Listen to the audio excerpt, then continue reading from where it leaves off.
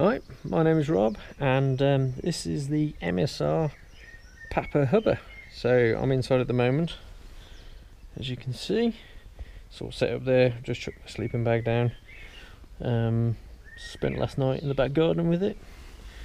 Yeah, it's a pretty solid tent.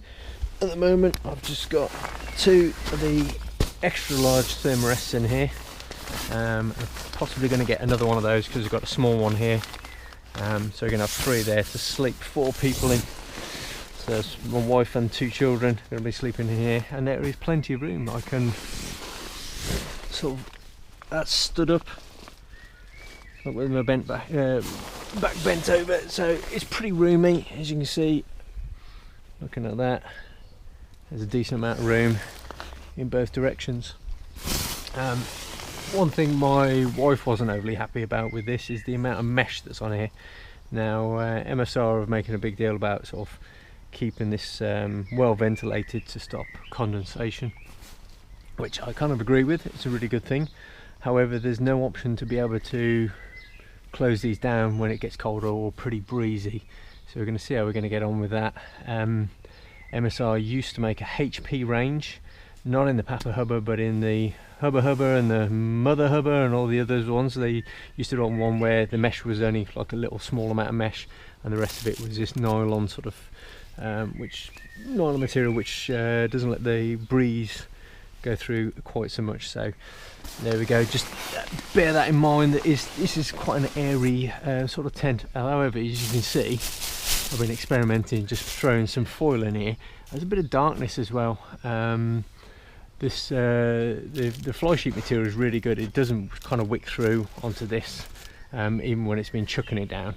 So I just threw a space blanket over there, kind of darkens one end down so you haven't got it really bright. So I don't know, I'm going to mess around with 1 or 2 of those. Plenty of attachment points up here.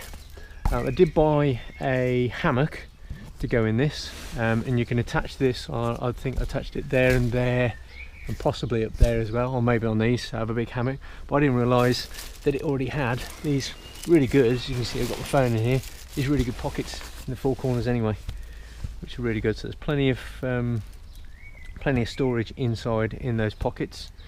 What else? I'm not going to try and go through all the things that you can go on an MSR website, because I've, like me, you've probably been on there anyway, looked at it. You know, the zips go both directions, on top and the bottom, on the inner and outer, big doors, all the rest of it you can tail back. So that's all the standard gumph. I just want to go through bits and pieces that you don't really get to see on the website.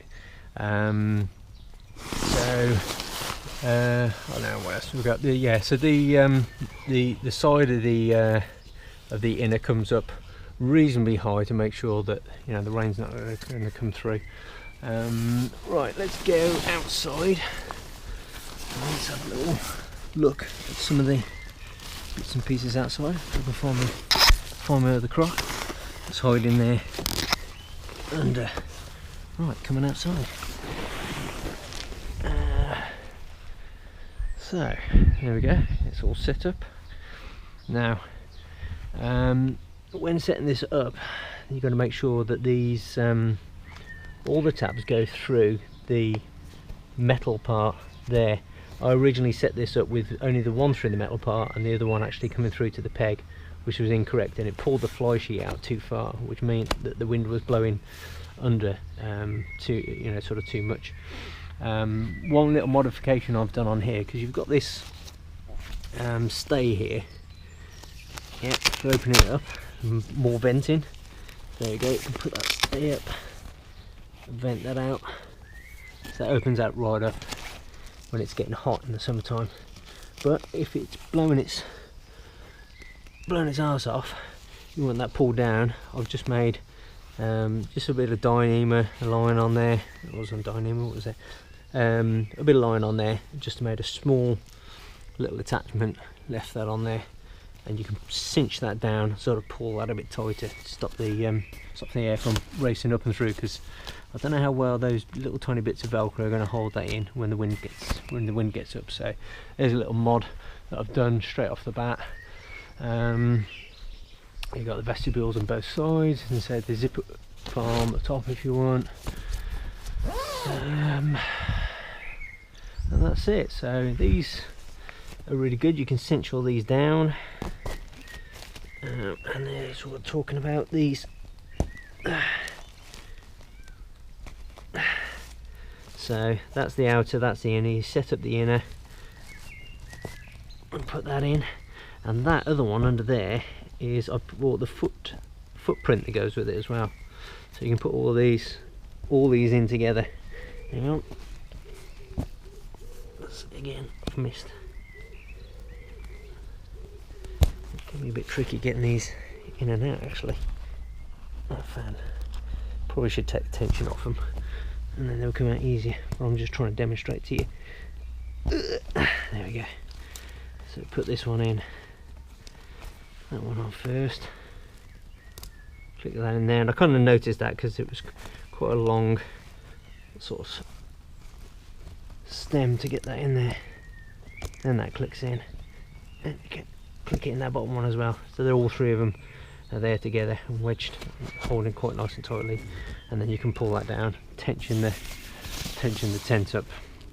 So as I said, I got the footprint under there. I'll talk about that in a minute whilst to go through this.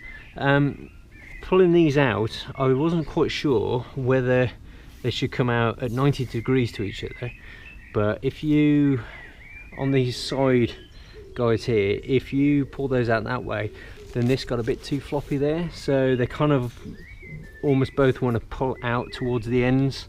So as you're pitching it out, it seems to want to pull out in that direction when pitching both of them. If you were to put that way, there didn't seem to be enough tension across there to keep this a bit tighter. So the reason why I got the footprint, let's go in here. You can see the footprint under there. One, you want to protect your tent, but the other reason why I wanted to put the footprint in there as well is that you can set this up, one, if you don't want the inner at all, so you can get rid of the inner and just have a footprint and the outside, which makes the whole thing lighter to carry, although you've got the extra weight of the footprint. But if it's really chucking it down, I used to have a Rubens tent which I really liked because you could throw it up, the whole thing was integral, and it could be chucking it down and you could put your tent up and everything's dry. A lot of tents, you're always putting the inner up first, so if it's absolutely, sort of jacking it down and you want to set it up, how are you going to do that? So if you buy the footprint, you put the footprint down first, then you put the frame up and the outer, and then you come inside. You can then clip from the inside the tent up. So you can take your inner and put it all up, so it's not going to get sort of really wet. The only thing I'd imagine when you do that is when we looked at those pegs on the outside, you probably just have to sort of re-clip those around again. But yeah, that's fine. But at least everything's going to be dry. So there we go. I just wanted to try and cover some bits that I've discovered on this that isn't, not covered under the standard blurb on the website. Other few little things that are a bit of a question to me is this, where you attach it through on the end here.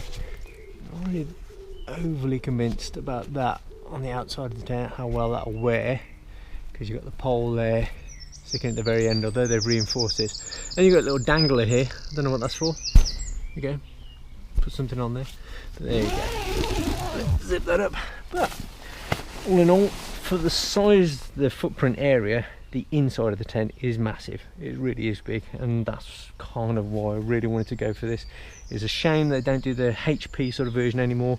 It'd be nice to see these mesh got rid of, with the alternative possibly of having that with a little zip on there. I would sacrifice a little bit of weight, I think, for being in a northern European country. If you're in a hotter country, absolutely perfect, but you could argue if you're in a hotter country you may not have the inner in at all and you just have the outer. There we go, maybe something for MSR to think about. Try and think about doing a new inner, guys, and having this so you can zip it all up and make it a bit warmer, a bit more sort of semi four season. Okay, I hope this has been of use to you. If you've got any comments about these tents or have any questions, leave them in the comments below and I'll try to answer anything that I can. Thanks for watching. My name's Rob and I'll see you in the next video. See ya. Bye.